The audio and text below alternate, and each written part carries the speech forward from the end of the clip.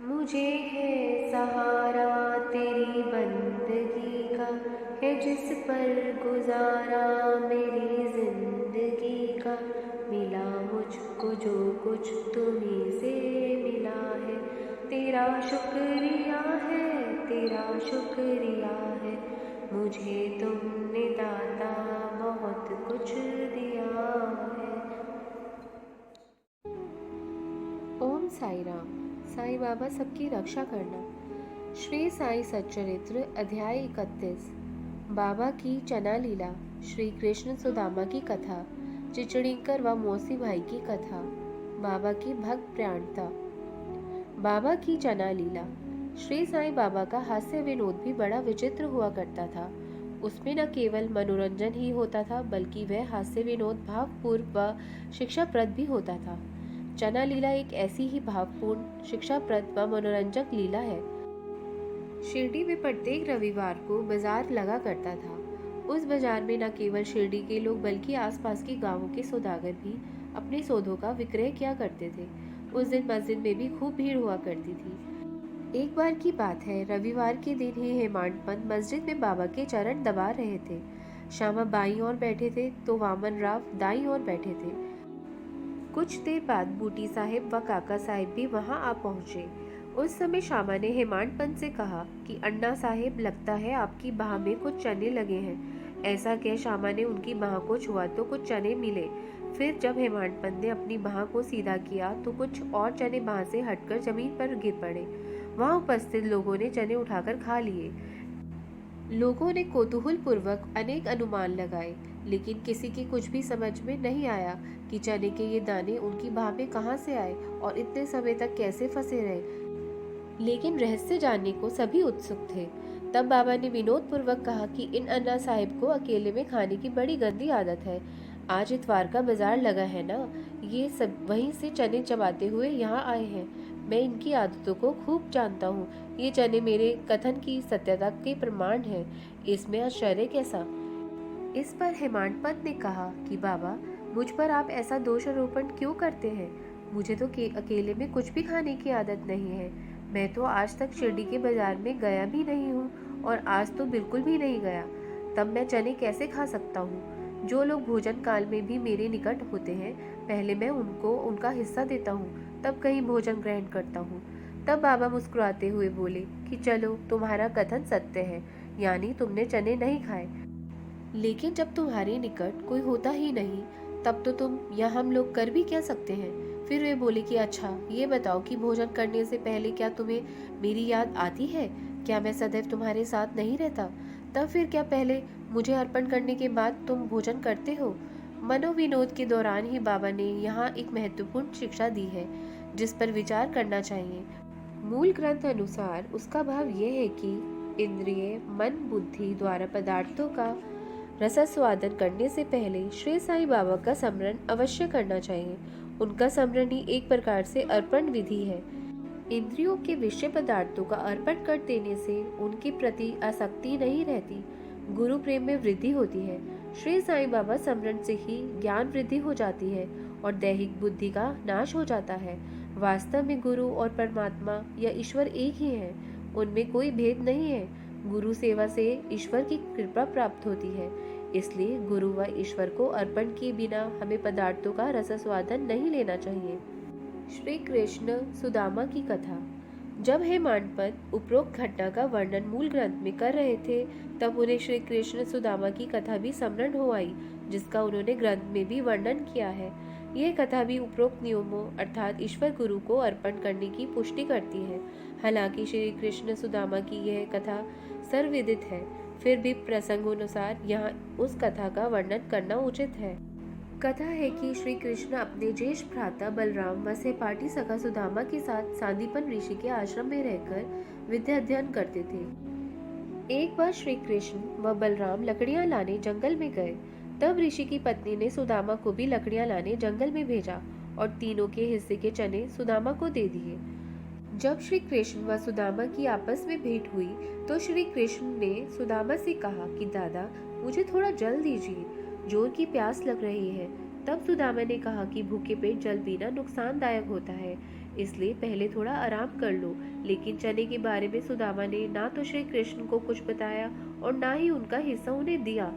श्री कृष्ण को थकान हो रही थी, अतः वे सुदामा की गोद में अपना सिर रखकर गहरी नींद सो गए। सुदामा को अच्छा अवसर मिल गया, वे चने चबाने लगे। इसी मध्य श्री कृष्ण की आंख खुल गई।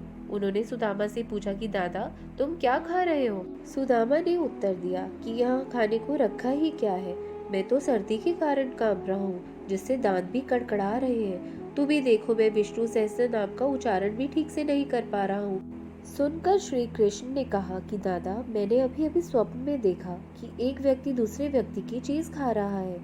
जब दूसरे व्यक्ति ने उससे पूछा तो पहले व्यक्ति ने कहा कि मैं तो धूल फांक रहा हूँ। तब दूसरे व्यक्ति ने एव मस्तु अर्थात ऐसा ही हो कहा। फिर श्री कृष्ण बोले कि दादा, यह तो स्वप्न की बात है। मुझे विश्वास है कि तुम मेरे बिना अन्न का एक दाना भी नहीं खा सकते, लेकिन थकान अधिक होने के कारण मैंने वैसे ही पूछ लिया था। सभी जानते हैं कि सुदामा श्री कृष्ण के घनिष्ठ मित्र थे, फिर भी ऐसा आचरण करने के कारण उन्हें शेष जीवन दरिद्रता में गुजारना पड़ा था। लेकिन सुदामा की पत्नी सुशीला द्वारा उन्हें सूखे चावल देने पर, वही श्री कृष्ण को भेंट करने पर श्री कृष्ण ने उन्हें स्वर्ण नगरी दे दी थी। जो एकांत में किसी के हिस्से की वस्तु का सेवन करते हैं, उन्हें ये कथा स्मरण रखनी चाहिए। श्रुति का भी कथन है कि ईश्वर अर्पण करने पर ही किसी पदार्थ का उपभोग करना चाहिए। श्री साईं बाबा ने मनोविनोद के दौरान ही ये उत्तम शिक्षा हेमांड पंत को दी। चिचड़ेंकर व मौसी बाई की कथा। अन्ना चिचड़ेंकर, जिनका मूल नाम दामोदर घनश्याम बावरे था, बाबा के परम भक्त थे। स्वभाव से वे सीधे, निर्भीक और व्यवहार में वे रूखे थे। कोई भी बात उन्हें सहन नहीं होती थी। मन में कोई कपट नहीं था। जो कुछ कहना होता था दो टूक कह देते थे। पैसे के बड़े लोभी थे। उनका सारा व्यवहार नगद में होता था।